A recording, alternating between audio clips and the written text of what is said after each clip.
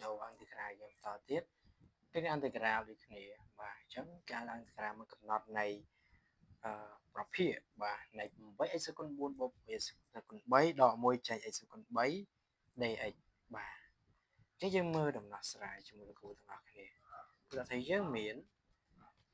yes the given like this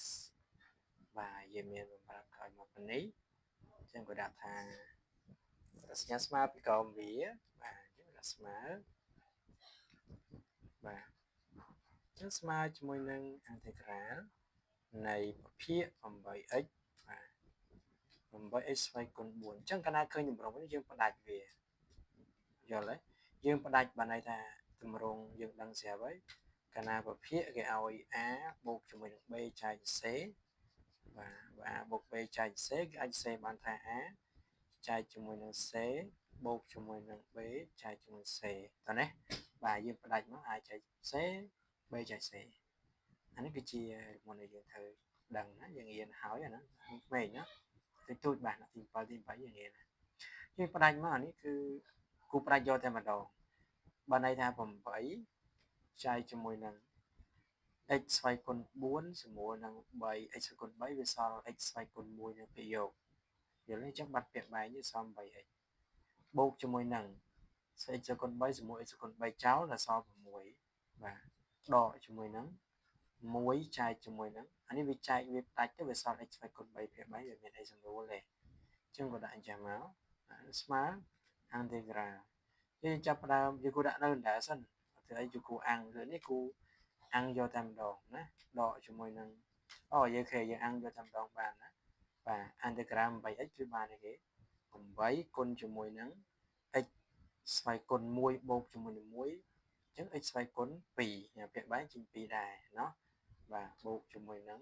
6គុណនឹង x ដកជាមួយនឹងអានេះមុនវាគឺជាបាទរូបមន្តនៃការចែកជាមួយនឹង x ស្វ័យគុណ n វាស្មើជាមួយនឹងដកការ n ដក1គឺថា x គុណ n ដក1អញ្ចឹងវាសល់1បាទវាសល់1ចែកជាមួយនឹង3ដក1សល់2 x ស្វ័យគុណបាទ x ស្វ័យគុណប្រហែល3ដក1សល់2បូកជាមួយនឹងចំនួនថេសេ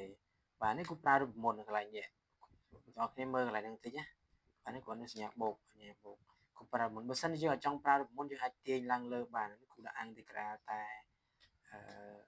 គូគិតតែ integral ខាងចុងទីគូឧទាហរណ៍នេះយើងមើលឯងអាកន្លែងនេះណាគូដាក់ integral ដកនៃ1ចានេះមក1ចែកជាមួយ x ស្វ័យគុណ3 dx ប៉ុណ្ណឹងសិនណាឧទាហរណ៍ចេះដាក់ញ៉ាដកដែរបើយើងចង់ធ្វើឲ្យងាយស្រួលដែលយើងធ្លាប់រៀនយើងបោះ x ស្វ័យគុណ3ឡើងលើទៅเนาะបាទអញ្ចឹង x បោះឡើងលើបានអត់អីទេដក3មកអូខេជួយដាក់អានេះអូខេអញ្ចឹងដក3 dx ចេះក៏បានដែរដូចគ្នាណាអូខេជួយដាក់សារស្មើដកអញ្ចឹងយើងចាប់ផ្ដើម integral ហើយអញ្ចឹងវាទៅជាគេប្រភេទអី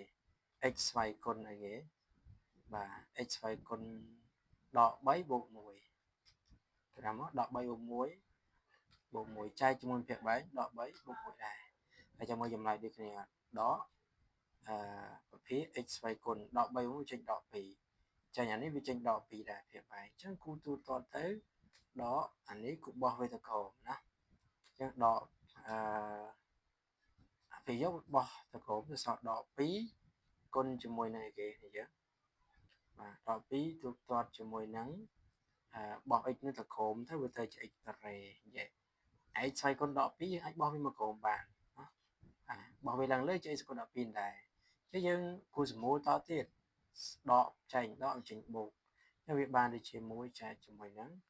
2x ស្វ័យគុណ2ណាជឿឃើញថាដូចឲ្យកន្លែងណាដូចកន្លែងនេះហ៎បាទឃើញចេញចម្លើយឃើញ1លើ 2x ស្វ័យគុណ2ហ៎អានេះគឺប្រើរូបមន្តកាត់តែម្ដងហើយនេះគឺយើងចង់លេងថាកម្លាំងបាយណាបាទយើងប្រើកម្លាំងបាយបានដូចគ្នាបាទអត់អីតាអញ្ចឹងគឺចម្លើយយើងមានតែប៉ុណ្្នេះទេបើសំខាន់រូបមន្តថ្ងៃនេះគឺយើងត្រូវចាស់នេះគឺរូបមន្តគូបន្ថែមរូបមន្តឲ្យគុណៗដល់គ្នាចាស់ជាអន្តរក្រានៃការចែកជាមួយនឹង x ស្វ័យគុណ n dx អញ្ចឹងវាស្មើជាមួយនឹងរូបមន្តជាដកណាការចែកជាមួយនឹង n ដក1 គុណជាមួយ x ស្វ័យគុណបាទ n ដក1ដែរណាហើយបូកជាមួយ TC ណាចាស់ឡើយហ្នឹងណាបាទអូខេដាក់អបហើយហ្នឹងហើយចឹងថ្ងៃនេះវីដេអូរបស់គ្រូគឺមានតែប៉ុណ្្នឹងទេបាទបើជួយចិត្តវីដេអូនេះកុំភ្លេចជួយចុច like subscribe channel YouTube របស់គ្រូមួយផងបាទអធិស្ឋានបងប្អូនគ្នាយើងអាចបន្ថែមอะไรនេះទៀតបានណាអាចដាក់ថាសម្រួលទៀតបានអីសម្រួលបាន8សល់4x เนาะ 4x ការ៉េបាទ 4x ការ៉េបូក 6x បាទនេះទូតទៅ1លើ